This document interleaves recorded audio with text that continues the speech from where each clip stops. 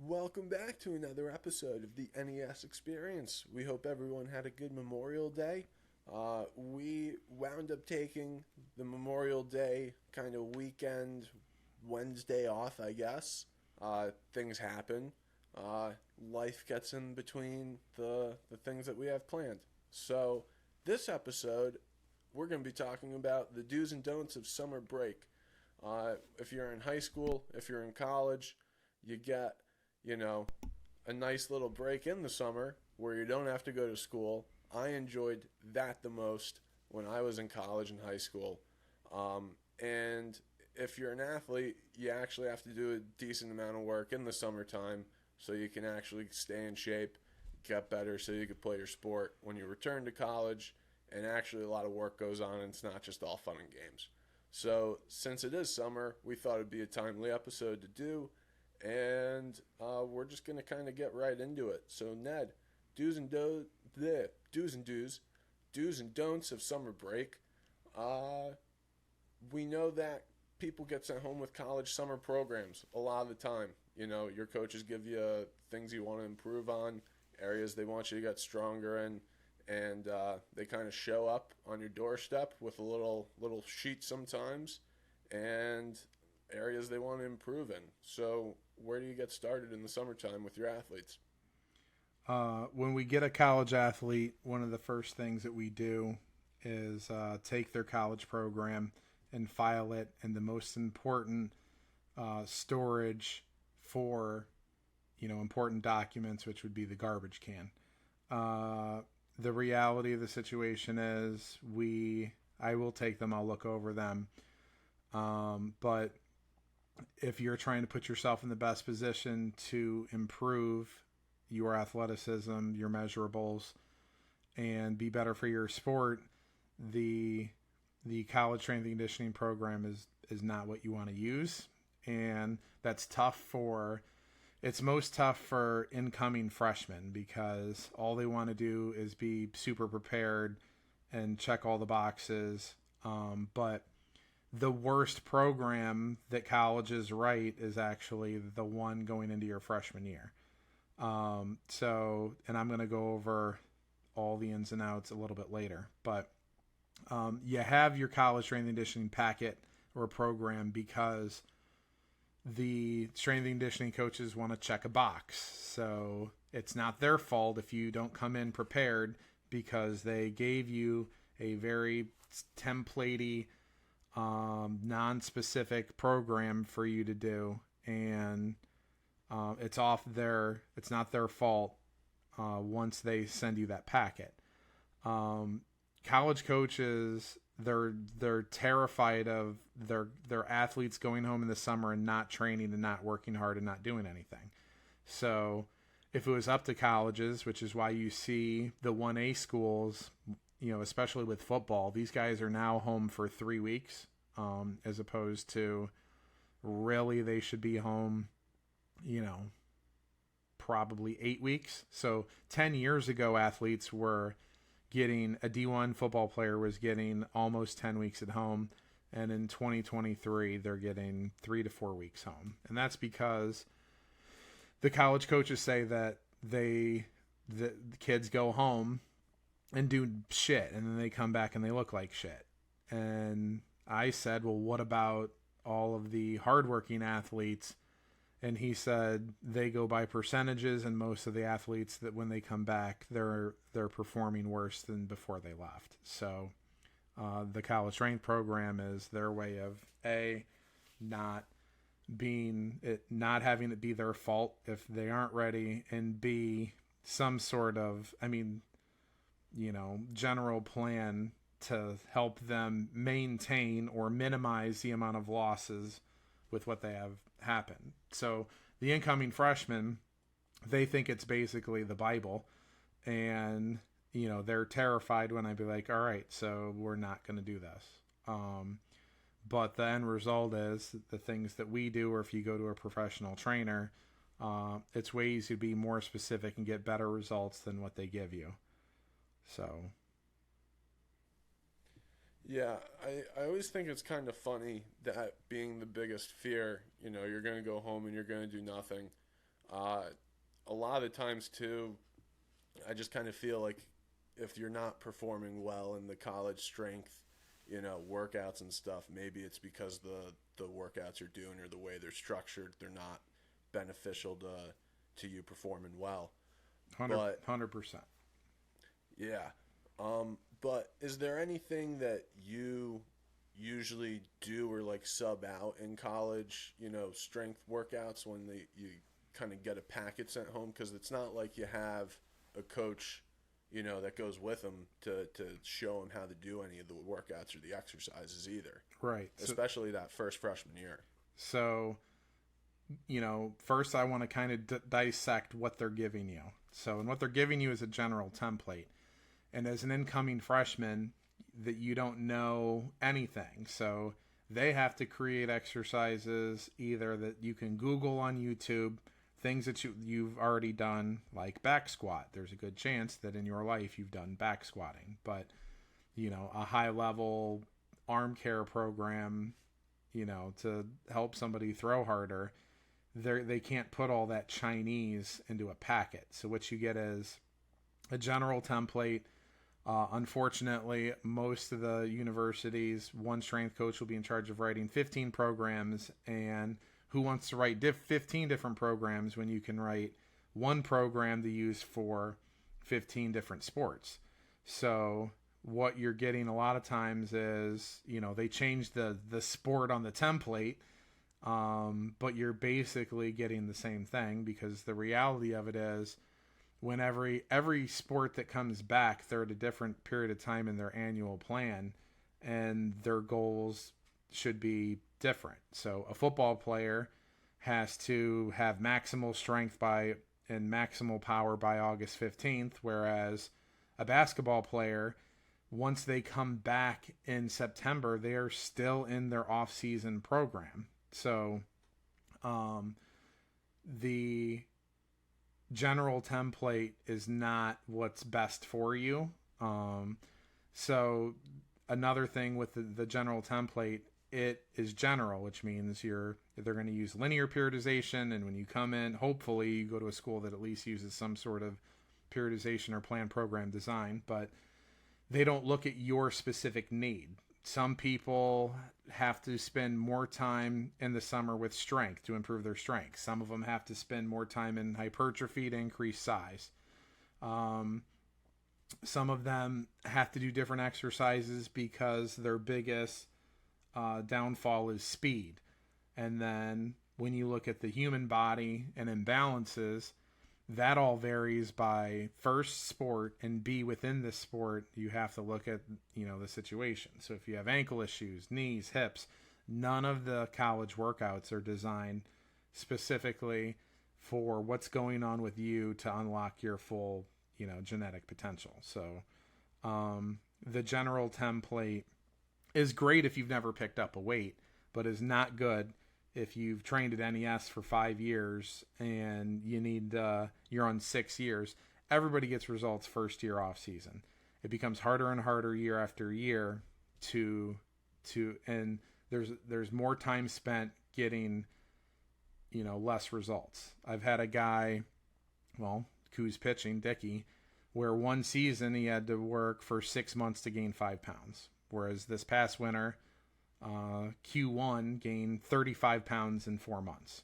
So because Dickey's on year 8 and this kid's on year 1, and he's only 16, 17 years old, and we got a little bit of a hormone surge. So a general template isn't gonna uncover that, and the way that you program and write really depends on who you're working with. And there's not one program that works for everything, and there's not one program that, even if it is sports specific, it's not individual specific. Does that make sense? Yeah, absolutely it does. And I'm sure it makes sense to anyone who's gotten a program as well, because it definitely is not individually, shaped for you. At the very least, it's, they call you in and they say, oh, we want you to get faster, and we want you to put, 10, 15 more pounds on your bench press. But yeah, it is a little funny too, because I came to you when I was in college. The biggest gains that I actually had in lifting throughout my college career was when I started working out with you. That's when I put maybe 25, 35 pounds on all of my lifts and people. And, the strength coach was like, oh, wow, look at this. But it wasn't him. A lot of it was just doing the workouts that, we did together. So, yeah. So it's just they use basic movements. So as I said, if you've never picked up a weight before, you're going to get a response. If you're well trained, you're not. And they're trying to show you part of the reason this exercise selection is picked is to prepare you for what's coming. So what I ask athletes when they're coming in, the only thing I care about is tell me what your main lifts are that you're going to have to do, which means if you're going to have to back squat, I generally have to at least teach the athlete, because we don't squat that much. It all depends on the sport and individual.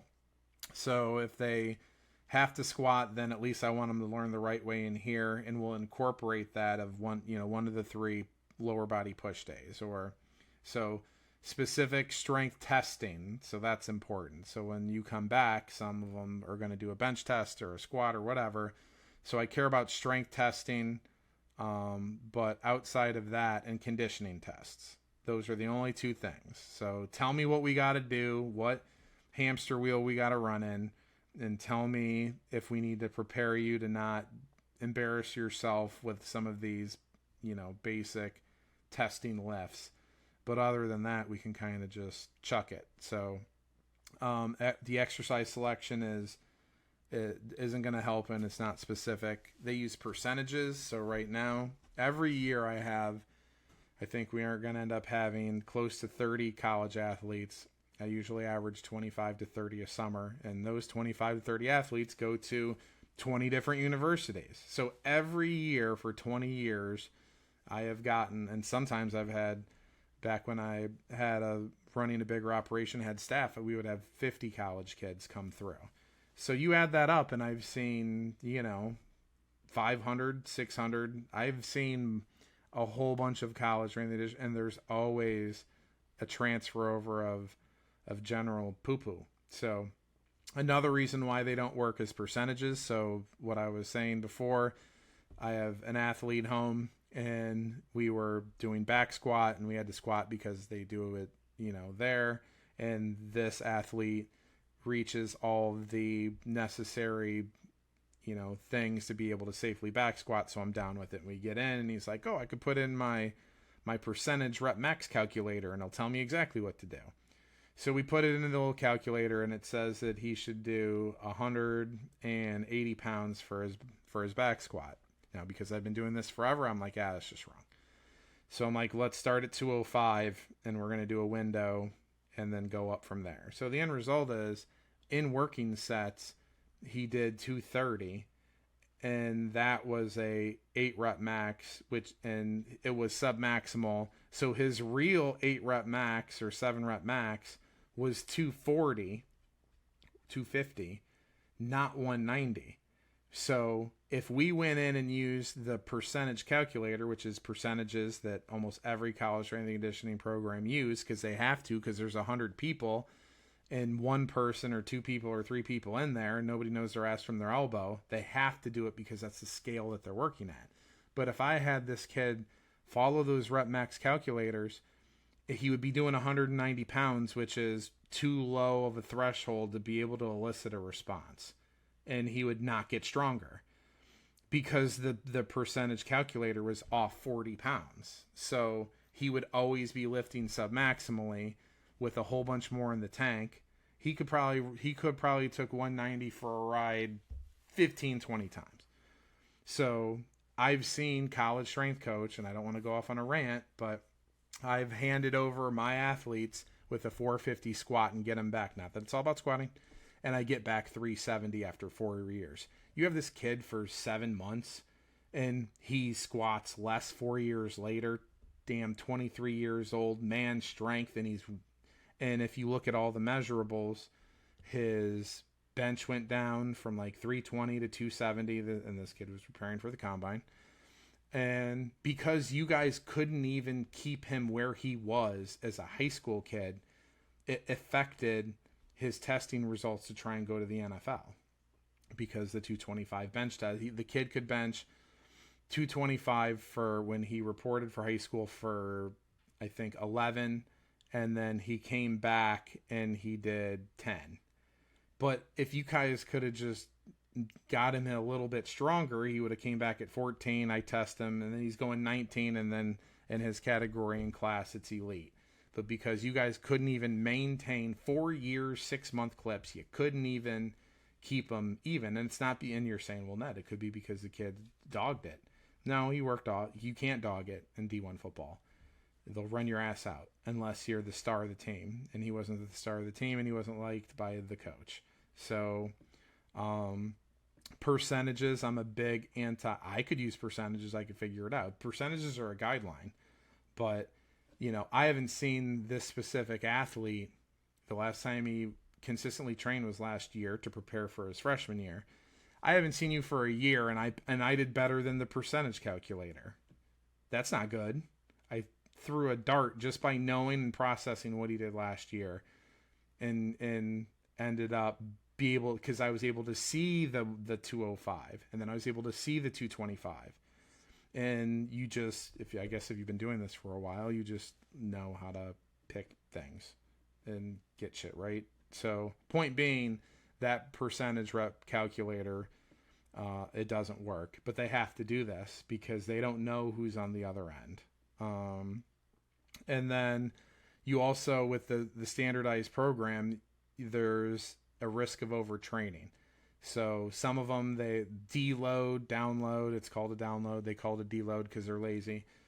So most colleges work in like a download every 4th week. But the problem is they're doing too much in the 3 weeks that they're not downloading. And the download ends up being too short. And then they come back stale out of the download week 5. And then their staleness runs into week 6. And the whole concept of peaking an athlete completely gets thrown off because they're doing too much volume for too long before they back off, which is why I stopped doing standard linear periodization, because my athlete's going to tell me when they're overtrained. And this also requires that in-person evaluation, asking questions. How is your sleep being disrupted? Are you having a lack of desire to play in a sport? Are your joints hurting more? Do you feel this? You look different. Like, I watch these athletes every day, and when they're having off days, and you have to uncover, or off weeks, and you have to uncover these things before you get excessively overtrained. So you're missing a human element, which is really important to improve your performance if you're trying to just go to a Planet Fitness and do the college workout. Yeah, it's very important. I know I've told the story before, but a buddy of mine actually partially tore his bicep and his pec doing a bench, and in a college lift, was overtrained, and it was just kind of not being able to sense the mood state, sense that something was wrong, something was going on. We were also doing a very, you say it was sub-maximal. I guess your maximal, we'd put maybe 40, 50 pounds more than our max on the bench, and we'd go try and, slowly go down. And then when we'd go down, hold it there for a sec, and then we'd have to get help pushing it back up because you wanted to use all of your strength to push the bar. Interesting concepts. It's like overloaded eccentrics. Yeah, that's a one big dumpster fire, and that is one of the best ways to tear a pec. And they use techniques that have its place, but they don't understand the time to do that. So whatever the hell you were doing, it's just not necessary. But doing eccentrics is something that can be used in a program, but you have to take them through an acclimation phase, and then a base level 1, time under tension hypertrophy type block to prepare them for whatever the hell that you had to do. And no, everybody is just like, oh yeah, this is hypertrophy and we're going to do this. And when you throw somebody who's never done tempoed work and you have them do 120% of their 1 rep max for negatives, the end result is you tear a pec. And that guy should have been sued for malpractice and lost his job. But I don't think that's what happened. Yeah, no, probably not. But that kind of, is crappy college strength and conditioning, just things you gotta watch out for. The difference between those summer programs and the summer programs at NES, are yours a little bit more custom to the individual, custom to the sport? Well, if I'm going to talk all that shit about college strength and conditioning, I guess I should probably justify why what we do or any good sports performance facility does. But yes, where everything is broken down to sport. The harsh reality is, if you watch our Instagram story and watch us train baseball players, and then they're all in one group, and you'll see a block of videos, and then you'll see the football players come in, and you'll see something very different. Every sport, and we have women's basketball, and women's basketball does a different program. Some of it overlaps than men's basketball. So even within the sport and the gender, you have a lot of these different breakdowns. And then if you take it further than that, each individual within, so if you have a girls basketball is doing a separate program, you got a subcategory of a girl doing the program, and then we have the personal need of what's going on with the girl and what is our goal and what do we need to change.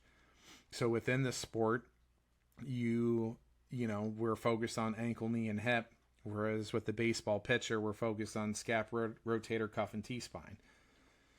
Usually, now we're breaking down, so now we know that, as a basketball player, this is what we need to focus on, and then we have to dive into their injury history and what their imbalances are, and then zero that in even more to determine of the time that we have and the amount of total reps and exercises and types of things you're going to do. What are we going to prioritize as the most important to prepare you for that? So we're breaking it down to the sport, within the sport, gender, and then, within that into an individual to kind of take it all the way out. Something that's never brought up is flexibility and mobility. And for them, depending on this, some people, I have an athlete that just walked in who's hypermobile. So hypermobile means that your joints can go through excessive range of motion, which gives you less stability. And then the exact opposite of that is the guy who can't pick his leg up more than 2 inches when he goes to sprint. So you can't have a generalized template with everybody doing the same thing, because having a hypermobile person to an excessive amount of stretching is going to give them less stability and increase a risk of injury. So that's me going into a little bit nutritionally. It's the summer weight program packet isn't saying, hey, do you need to gain weight? Do this. Hey, you need to lose weight? Do that. They're like, why don't you eat some bananas and like some whole grains? And if I am a weight gain person, and I eat all of those foods, I'm not going to gain a pound. Well, what if my number one priority is I need to gain 20 pounds to look apart, to be able to step onto the field in the fall and play as a freshman? You're not gonna get any results. So nutritionally, and nobody's saying go to a professional, get a body comp. Nobody's having individual one-on-one meetings with what is the attack plan to get you nutritionally where you need to go.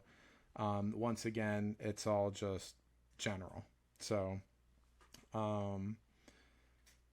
custom to sport, custom to individual is a big takeaway. The next is movement. So when you hear strength and conditioning coach, they are supposed to improve your strength and get you in shape. So what they don't teach you is how to become faster. Now they're going to give you things in the program that says do box drill, X drill, L drill, run 10s, 20s, 30s, 60s, whatever. So what they're giving you is not something that's going to make you faster or more agile. It's something that's used to get you in shape. So that's why we ask, what is the test? And when you look at the packet of the conditioning, it's an excessive amount of conditioning. So we know that lifting is an anabolic type thing where we're trying to build, and we know that conditioning is catabolic and it burns tissue. But when you look at the program, there's just as much time spent on the conditioning component as the strength, and those two are working against each other. So my thing is, you start conditioning 6 weeks if you're a fall sport. If you're not a fall sport and you're a winter sport, I don't give a shit if you're out of shape. You can go there and they're going to do bullshit with you. They're going to get you in shape. I don't want to use my precious time in the summer doing conditioning and counterbalancing, what we're trying to do. So we teach movement, and you should, if getting faster is one of your things, you should go to a reputable, which is hard to find, performance facility, and that knows how to teach running mechanics. The running mechanics that I teach, just FYI, because I've become under fire recently by an unnamed person who doesn't like the way that I teach athletes how to run. And the way that I teach athletes how to run is not netology. I learned underneath Lauren Seagrave, who is an Olympic sprinting coach. And the things that I teach my athletes is how to run like Olympic sprinters. So not run like me. And this isn't some, imaginary thing that I created. I learned from somebody really smart who teaches Olympic athletes how to run faster.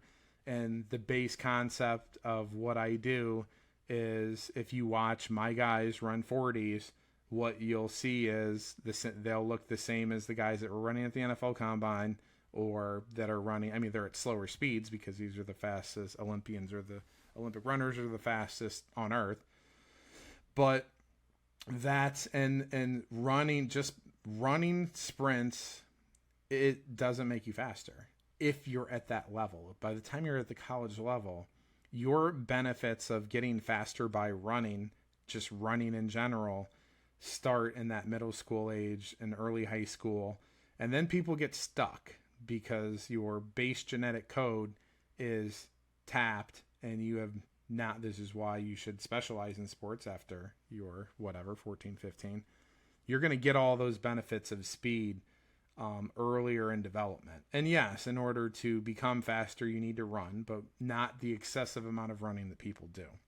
So if you want to improve your agility, change of direction, foot speed, burst, acceleration, top end speed, you have to, most importantly, have a strength program that's strengthening those muscles that reinforces the way that you teach people how to run. So my strength program is integrated with my running mechanics. If you just try and address running mechanics only, you're going to have minimal to no benefit, because at the end of the day, what makes an athlete faster is being able to put force in the ground in a short amount of time through an optimal range of motion, using the appropriate muscles from your posterior chain and out. And if the strength isn't correlating with those things, if you're doing 1 rep maxes and lifting 100, you're not going to get faster doing a 7 rep max 190 pound squat when you can do 240, because maximal strength is what puts the force into the ground to lengthen your stride out. Do you follow me? So, and we reinforce that with testing. So when athletes come in, we body comp them. It's a case-by-case basis. I know that I say that all the time, but I have somebody that's in right now, and he's a tight end. He's in high school, not college, but he had to get heavy, and he got heavy the wrong way, and he got kind of fluffy. And his ticket to improving his speed, that's more important than anything else, is he's got to get the weight down. He's carrying too much, so we have to get the 10-pound plate off his back while we get him stronger. Single leg, because single leg strength transfers over to speed better than anything. We have to get his posterior chain stronger to be able to put more force on the ground when he's in his top speed and acceleration. So there's all these that we have to get his mobility better because he's tight. One of the easiest ways to get faster is to address mobility needs, having the lack of mobility. If you can't get your leg up, you can't slam it back down to put hard forces into the ground to shoot yourself forward. If you're so tight and you can't pick your leg up, you're 2 inches from the ground. You're going to put more force being 2 feet from the ground or 2 inches from the ground. So we test guys as far as body comps. We do their vertical jump. Depending on the sport, we'll do 4D testing. And it's real simple. My Instagram is covered with before and afters. So we kind of prove what we do. If you looked at some of the stuff that we did over the winter with the Hamden Hall guys, there's a lot that goes into it, and being able to, run small group training and have that individual one-on-one, that's all the things that you need to do to actually, get better. So, but also it's the ability, and I didn't cover this, but a lot of times athletes come home in the summer and they're banged up. And the number one thing we need to do is get healthy. And getting healthy doesn't always just involve laying around and letting time heal things. So first thing when an athlete comes in is, we're doing all of these things and we're evaluating and we're testing, but we're saying what's going on. My elbow hurts. We'll go to Drew, go to a PT, get an MRI, figure it out, because some of this stuff requires surgery. Some of it requires physical therapy. Some of it doesn't require anything. But my job is to make sure, if you want to get the best results in the summer, if we're working around, groin pain or hamstring strains or whatever, we are limited on our upside of what we can do with you if you're not coming in healthy. The summer packet isn't going to go. Find me a summer college packet that says first thing to go home if you're not healthy and get your shit treated. It's not going to happen. So the only people that should follow the college strength packet program are lazy people. That's my bold statement. Lazy people do the packet, because I don't want you to train in my facility anyways, because you're not going to make use of the time and get a result because you're lazy. So I do believe the college strength packet is great for lazy people. Yeah. Well, it'll be interesting, because if they're lazy, they probably won't even do the college strength packet. So that's a real catch-22 there.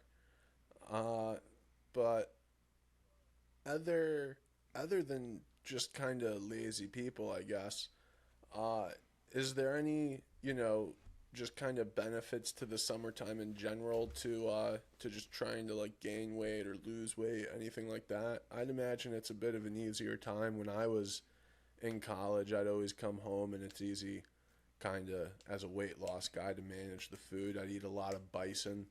I'd be able to make my own meals on the grill. It was kind of nice. Bison is delightful. It's now ridiculous, but in the day when it was $8 a pound, $6 a pound, I was buying bison steaks and ground bison all the time. But it's probably, with Biden's inflation, $15 a pound. Ooh, not getting political, but there is inflation going on. I don't know if anybody noticed. Summer is the best. It's such a valuable time, because when you are on campus and when you look at the loads and the demands of the sport with academics, and just your general situation. I mean, a lot of times you have to eat in diners, and dining halls are only open for a period of time, and they limit how much food you can come in, and you got to steal all the types of shit and put it in baggies. Like my mom used to do at the buffets in the 80s. It's oh, I stole 3 apples, but I didn't want to risk taking the bananas. So when you're at home, yes, a lot of them have jobs and you have internships, but I mean, you're at your parents' house, you got unlimited food. They'll give you whatever they want typically. You have more time. So summer is the best time. If you need to gain weight, your best opportunity to gain weight is going to be in the summer. If you need to lose weight, your best time is going to be the summer, because you have more time. So it is a small window. Be prepared to not be developed in 9 months in college. And then what's going on with my returning college athletes is we're working hard to get back to where we're not, because they don't come the way that they should when they come back. We're spending half the summer getting them back to where they were. It takes us 6 weeks to get them back to where they were last year. So we have not a lot of time to kind of push them further. And what you really can't do is take this precious time and not take advantage of it, which is why I'm screaming at all my college athletes right now, because the weight gain guys, in 12 weeks you're supposed to gain whatever 15 pounds. You can't come in on week 2 and plateau, because you didn't gain anything in week 2. Now that pound or 2 pounds has to be added to the next week. And it's this thing that if you aren't able to address it right out of the gate quick, you become behind, and it's like, oh, I need to gain 12 pounds in the next 4 weeks. Well, the shit that you're going to put on is fat and fake weight. You need a duration of time to be able to make the appropriate, or the fat guy is like, all right, I'm 290, I got to get down to 270. I'm going to starve myself for 2 weeks. Well, that's great. You're losing fake weight, and then you're going to report to practice, and then you're going to be, 290 by the end. But there's no easier time if you're a big guy to lose weight than the summer, because if you're more like, if you're working, you're doing an active job, you have the time to do 3 to 4 days a week for conditioning.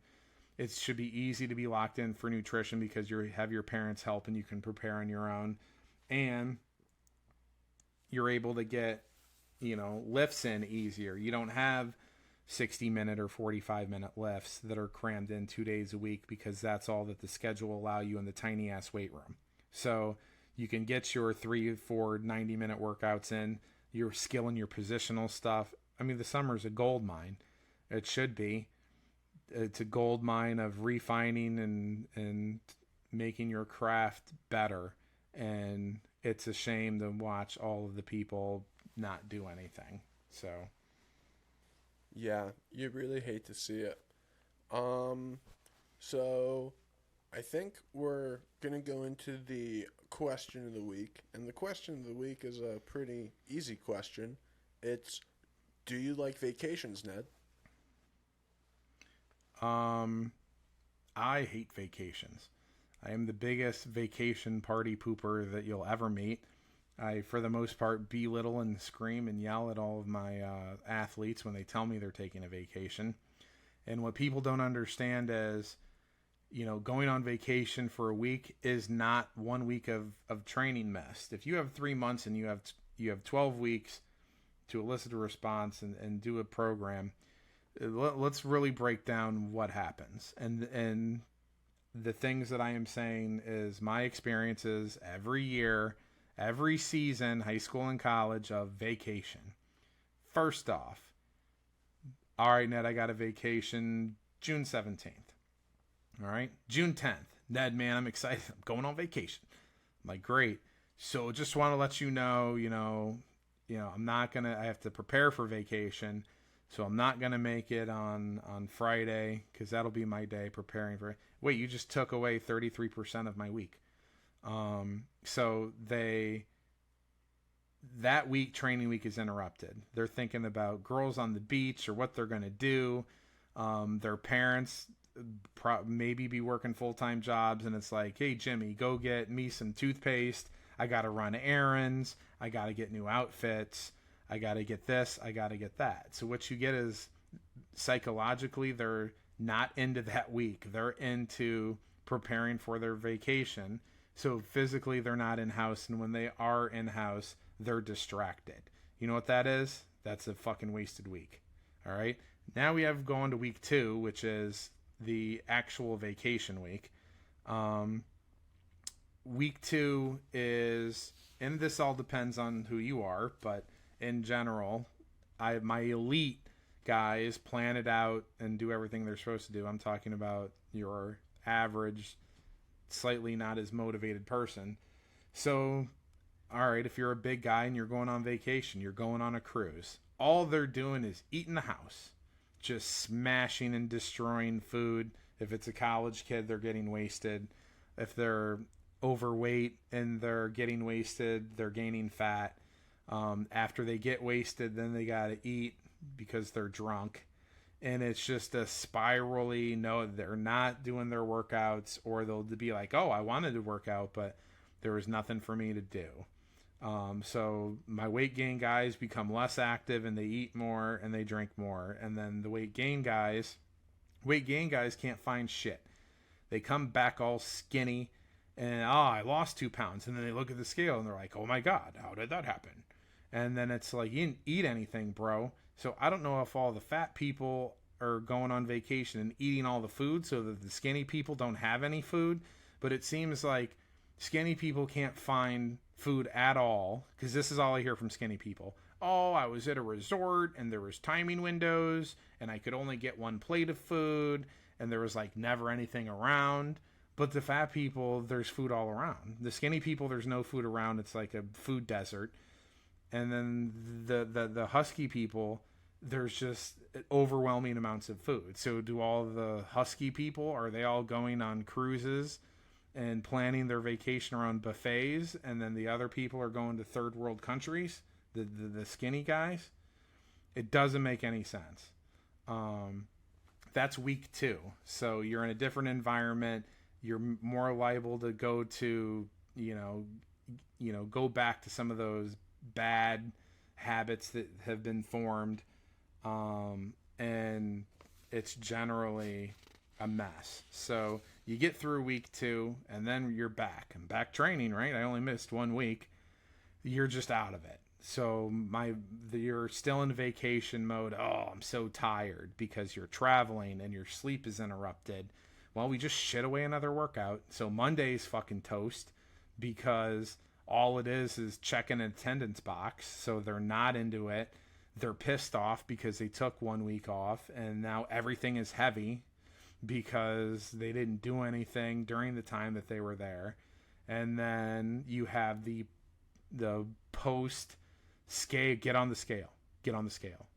And then it's like, man, you know what's going to happen. And then the husky people are like, oh my God, how did I gain 4 pounds?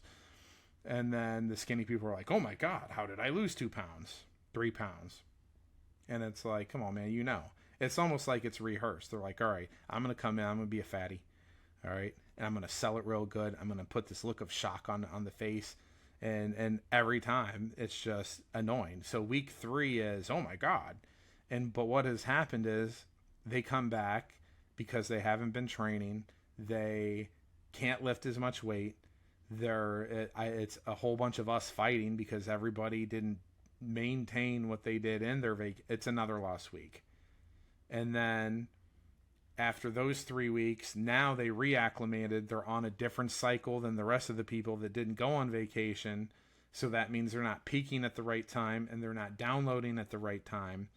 And everything just gets fucked. It's a 3-week blast. So when you take 1 week vacation, it is really 3 weeks. You've now taken 3 of my 12 weeks, and now you have came 75% of the time, and you are going to get 75% of your result. Now, that's most cases. Now, my elites were sitting there, and they are like, Ned, I went to the gym. They got a squat rack, and they have dumbbells up to 90 pounds, and they go on the remote, and they're smart, and they remember shit, and they make some audibles, and they get quality lifts in.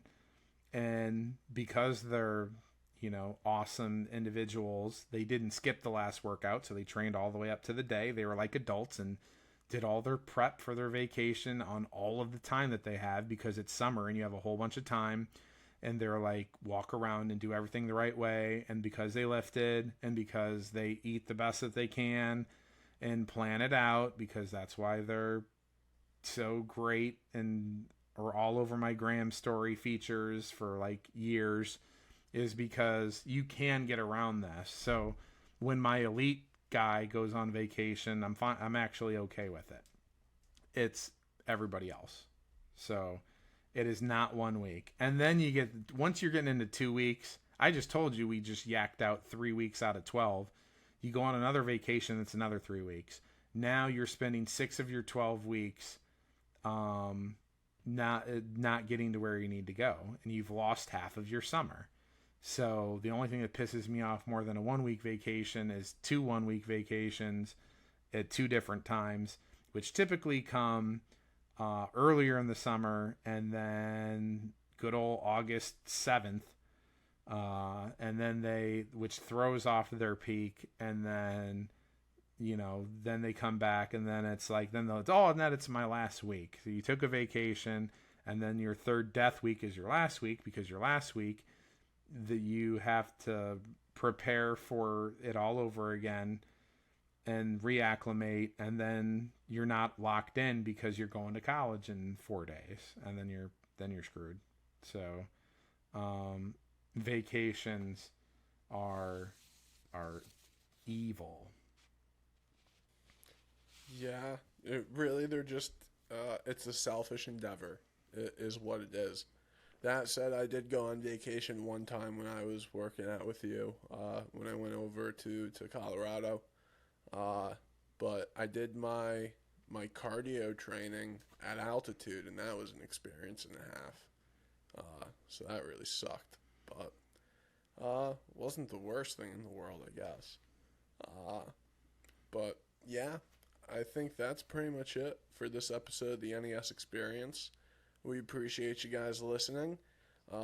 As promised last time, we said this would be our first video episode, and lo and behold, it has been. So sorry to see you had to see our ugly mugs, but it'll be more of a habitual thing for the next every other 2 weeks, I guess, or every 2 weeks. But yeah, If you want to see Ned without a beard, you would want to tune in, because Ned will not look like this until the girls win, or boys football wins another state championship. So if you want to see fat Charlie Brown Ned face, this is your perfect opportunity. I think they're New England championships, Ned. What did I say? You always call them state championships. But I believe they're New England championships because they're in the prep school league. All right, yeah, whatever. New England championships and state, because I train prep school and public school. New England championships and state championships. Sorry. All right. Well, we will see you guys in 2 weeks. It's the NES Experience.